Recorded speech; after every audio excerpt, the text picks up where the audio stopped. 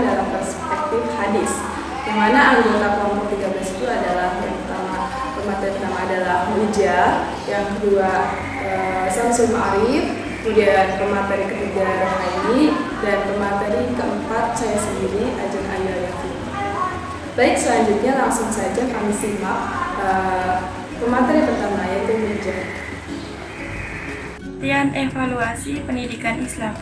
Secara harfiah, evaluasi berasal dari bahasa Inggris, yaitu evaluation, yang berarti penilaian, penaksiran, atau evaluasi. Berasal dari kata to evaluate, yang berarti menilai. Berdasarkan pengertian tersebut, kata harfiah evaluasi atau takdir dapat diartikan sebagai penilaian dalam bidang pendidikan atau bidang mengenai hal-hal yang berkaitan dengan kegiatan pendidikan. Umar Hamalik mengartikan evaluasi sebagai proses penaksiran terhadap kemajuan, pertumbuhan, dan perkembangan peserta didik untuk tujuan pendidikan. Adapun Abu Dinata memaknai evaluasi sebagai proses perbandingan situasi yang ada dengan karena tertentu dalam rangka mendapatkan informasi dan menggunakannya untuk menyusun penilaian dalam rangka membuat keputusan. Adapun evaluasi dalam pendidikan Islam mengenai cara atau teknik penilaian terhadap tingkah laku anak didik berdasarkan standar perhitungan yang bersifat komprehensif dan seluruh aspek kehidupan mental, psikologi, dan spiritual religius, melainkan juga berilmu dan berketampilan yang tidak hanya bersikap religius. Selanjutnya ada fungsi evaluasi. Fungsi evaluasi menurut Hamalik bahwa fungsi evaluasi adalah untuk membantu peserta didik agar ia dapat mengubah atau mengembangkannya tingkah lakunya secara sadar, memberi bantuan padanya cara meraih suatu keputusan bila berbuat sebagaimana mestinya. Selain itu juga dapat membantu seorang pendidik dalam mempertimbangkannya. Selain pendapat lain mengemukakan bahwa fungsi evaluasi berfungsi sebagai berikut. Salah satunya mengidentifikasikan dan merumuskan jarak dari sasaran pokok dari kurikulum secara komprehensif. Selanjutnya ada penetapan bagi tingkah laku apa yang harus direalisasikan oleh siswa. Selanjutnya ada tujuan evaluasi. Menurut Abdul Mujib dan kawan-kawan, tujuan evaluasi adalah mengetahui kadar pemahaman peserta didik terhadap materi pelajaran, melatih keberanian, dan mengajak peserta didik untuk mengingat kembali materi yang telah diberikan dan mengetahui tingkah laku dan perilakunya. Selanjutnya, mengetahui siapa di antara peserta didik yang cerdas dan yang lemah, sehingga yang lemah diberi perhatian khusus agar ia dapat mengajar kekurangannya. Assalamualaikum warahmatullahi wabarakatuh. Perkenalkan, nama saya Samsul Ma'arif, kelompok 13 MK Hadis Tarbawi dari PAIB semester 5. Di sini saya akan menjelaskan tentang ranah kognitif dan ranah afektif. Dan semoga untuk dosen saya yang bernama Ibu Maryam sehat selalu dan tidak putus semangat dalam membimbing kami dalam kondisi yang seperti ini. Baik, langsung saja. Ranah kognitif. Ranah kognitif atau otak adalah ranah yang mencakup kegiatan mental atau otak.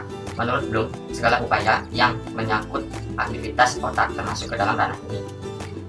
Dalam ranah ini terdapat 6 jenjang proses berpikir, yaitu pengetahuan, pemahaman, penetapan, analisis, sintesis, dan penilaian.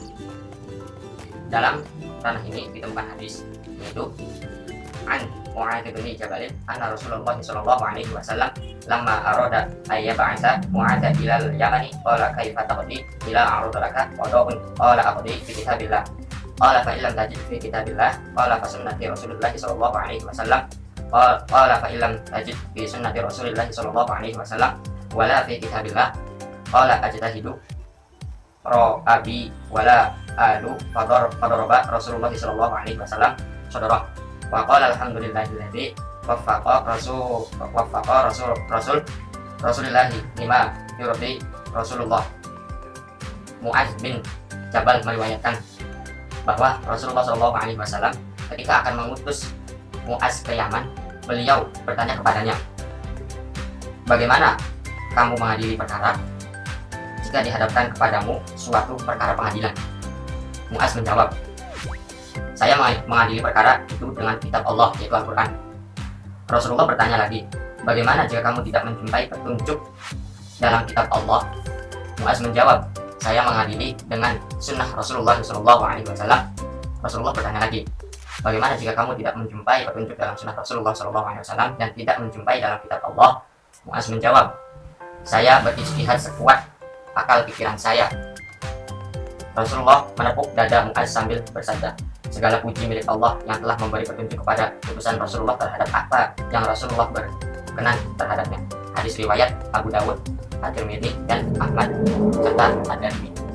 Jadi dalam ranah ini ditemukan di hadis tersebut yang terlihat bahwa kemampuan dan pengetahuan seorang sahabat sebelum memberikan tugas kepadanya, yaitu ujian yang diberikan Rasulullah dalam hadis tersebut, yaitu berkaitan dengan tugas yang akan diemban oleh Mu'adz.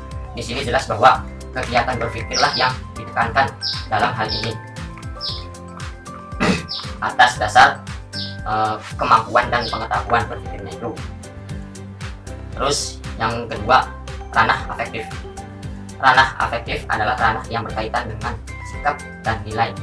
Ciri-ciri hasil belajar akan tampak pada peserta didik dalam berbagai tingkah laku, yaitu perhatian, kedisiplinan, dan motivasi yang tinggi dalam pelajaran agama di sekolah. Sehubungan dengan ranah ini ada hadis, yaitu an Jubair qala Rasulullah sallallahu alaihi wasallam innallaha azza wa jalla yabtali 'abdahu bis-sahmi hatta yukaffaru anhu kullu dzambi. Jubair berkata, Rasulullah sallallahu alaihi wasallam bersabda, sesungguhnya Allah azza wa jalla menguji seorang hambanya dengan suatu penyakit hingga dia mengampuni semua dosanya. Hadis riwayat At-Tabrani. Jadi dalam hadis ini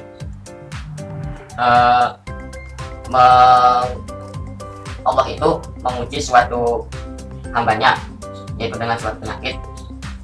Dan di sini yang berkaitannya dengan ranah ini, dengan materi ini, yaitu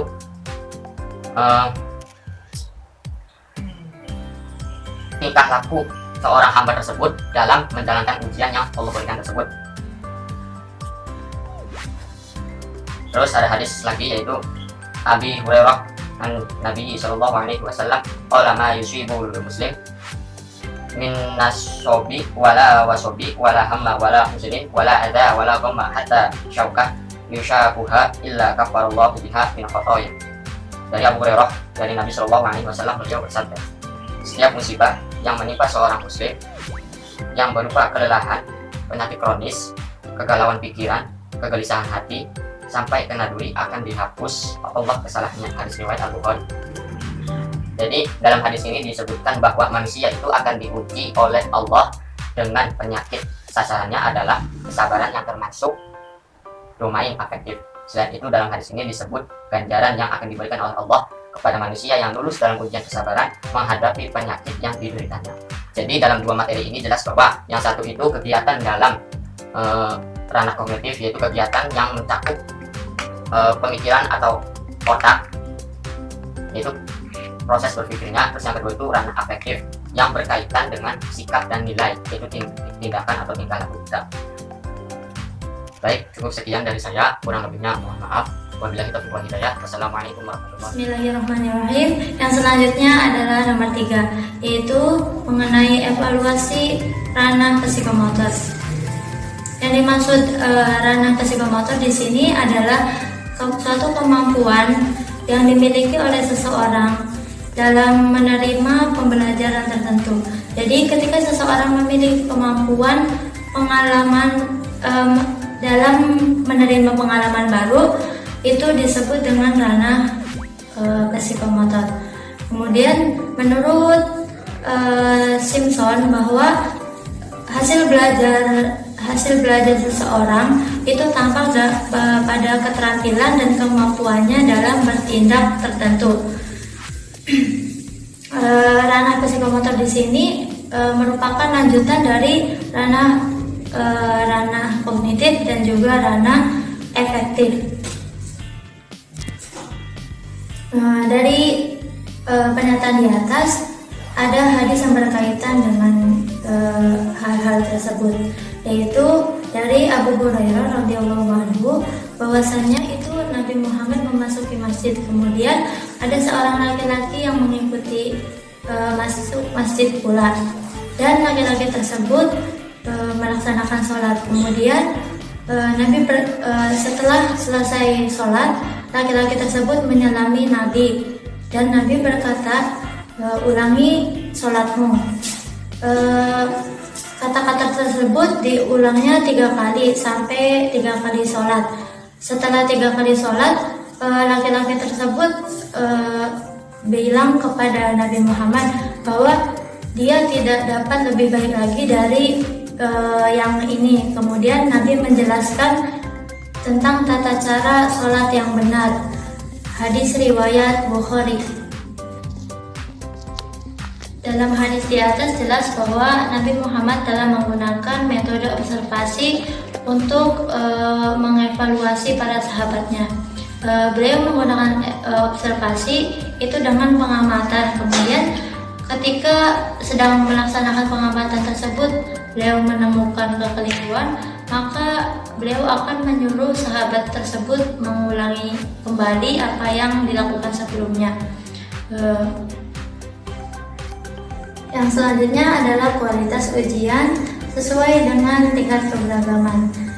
Dari hal tersebut ada hadis yang berkaitan, yaitu yang diriwayatkan oleh Sa'ad. Beliau bertanya kepada Nabi bahwasanya siapa manusia yang mendapat izin paling kuat. Kemudian Nabi menjawab, para nabi, dan seterusnya, kemudian dan seterusnya. Seseorang akan diuji sesuai dengan tingkat keagamaannya. Misalkan dia agamanya kuat, maka akan diuji dengan ujian yang kuat juga. Dan sebaliknya, jika agamanya lemah, maka ujian yang diberikan akan lemah pula. Ujian tersebut senantiasa diberikan sampai orang tersebut tidak akan melakukan kesalahan lagi. Hadis riwayat At-Tirmidzi. Dalam melaksanakan kegiatan dakwah dan belajar, Nabi juga menggunakan evaluasi untuk mengetahui psikomotor dari para sahabatnya. Nabi menggunakan metode observasi tersebut untuk mengetahui siapa di antara para sahabatnya itu yang cerdas, yang kreatif, yang soleh. Walaupun evaluasi yang Nabi gunakan itu sangat sederhana. Evaluasi yang telah digunakan Nabi juga menyangkut ranah kognitif, ranah efektif, dan juga ranah psikomotor. Baik, selanjutnya saya sebagai pemateri terakhir, Ajeng Ayu Aryati, melanjutkan materi selanjutnya. Nah, sebelumnya kami telah mengetahui bahwa pengertian evaluasi itu merupakan sebuah penilaian. Nah, sedangkan di sini kita harus mengetahui juga apa itu arti evaluasi dalam pengertian hadis.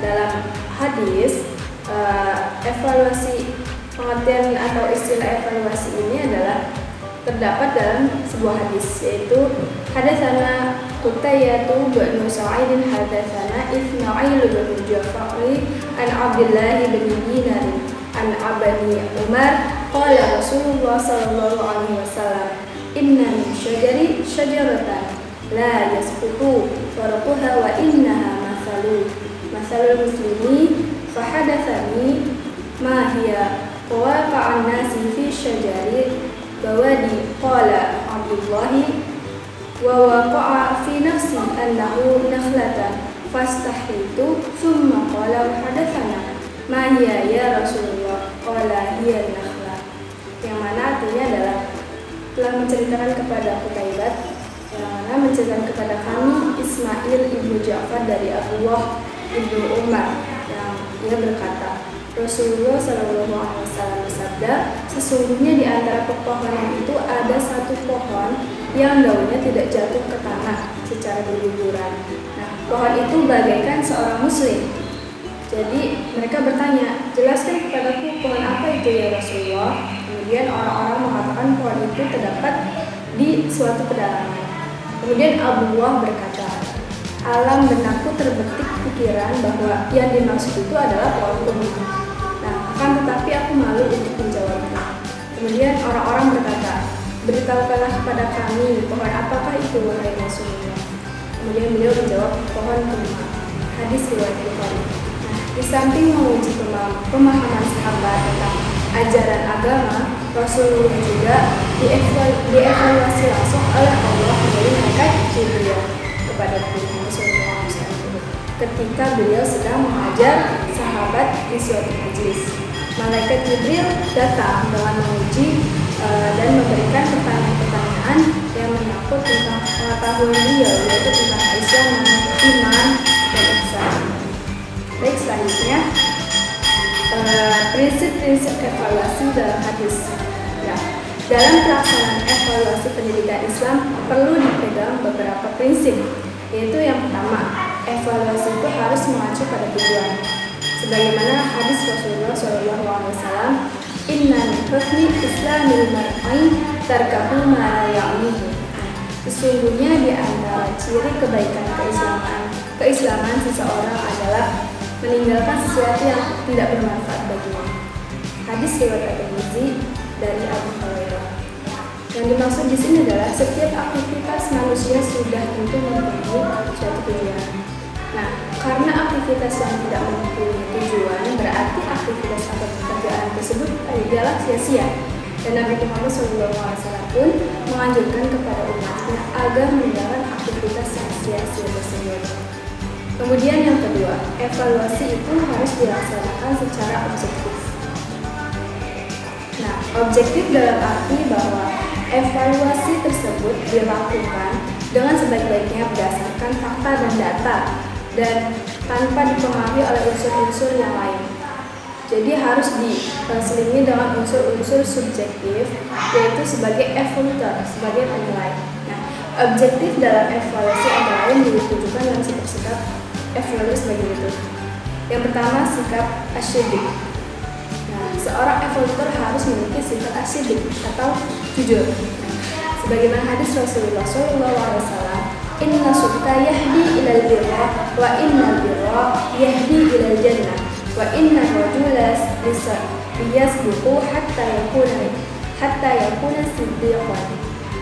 Nah, sesungguhnya kejujuran akan membimbing kita kepada kebaikan, dan kebaikan itu akan membimbing ke surga.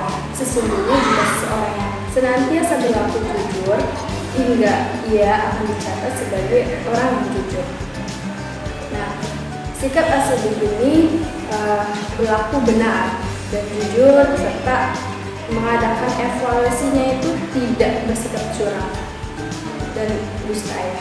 Kemudian yang kedua adalah seorang evaluator atau seorang mengevaluasi juga harus bersikap amanah. Sebagaimana Rasulullah bersabda, adalah amanatu ila man nama naka wala takhun man khanaka. Tunaikan amanah pada orang yang mempercayamu dan jangan engkau mengkhianati orang yang mengkhianatimu. Hadis riwayat At-Tirmidzi dari atas. Nah, sikap amanah yakni suatu sikap seorang pribadi manusia yang setia, tulus hati dan jujur dalam menjalankan sesuatu yang dipercayakan kepadanya. Sebaliknya, seorang evaluator itu tidak bersikap khianat. Kemudian yang ketiga adalah harus bersikap ramah dan taat. ta'awun. Sikap ramah dan ta'awun ini adalah sikap kasih sayang terhadap sesama dan saling tolong menolong dalam menuju kebaikan. Nah, kemudian yang ketiga adalah prinsip evaluasi yang selanjutnya adalah evaluasi ini harus dilakukan secara komprehensif. Nah, apa saja sih yang dimaksud dengan komprehensif ini? Jadi dalam suatu penilaian atau evaluasi ini harus mementingkan 3 aspek. Yang pertama adalah kognitif, yang kedua adalah afektif, dan yang ketiga psikomotor. Hal ini berarti bahwa evaluasi dilakukan secara menyeluruh berbagai aspek kehidupan dalam peserta didik, baik itu keimanan, keilmuan maupun pengamalannya. Ini dilakukan karena umat muslim memang diperintahkan untuk mempelajari, kemudian memahami, serta mengamalkan Islam secara menyeluruh.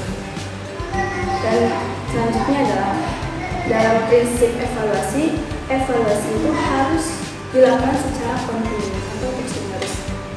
Sebagaimana dalam surat Al-An'am, hai kaumku, berbuatlah sepenuhnya kemampuan. Sesungguhnya aku pun berbuat pula. Kelak kamu akan mengetahui siapa di antara kita yang membuat hasil yang baik di dunia ini. Sesungguhnya orang-orang yang zalim tidak akan mendapatkan keberuntungan. Apabila aktivitas pendidikan Islam dipandang suatu proses untuk mencapai tujuan-tujuan tertentu, maka evaluasi pun harus dilakukan secara kontinu sesuai dengan prosedur dan ketentuannya. Baik, sekian yang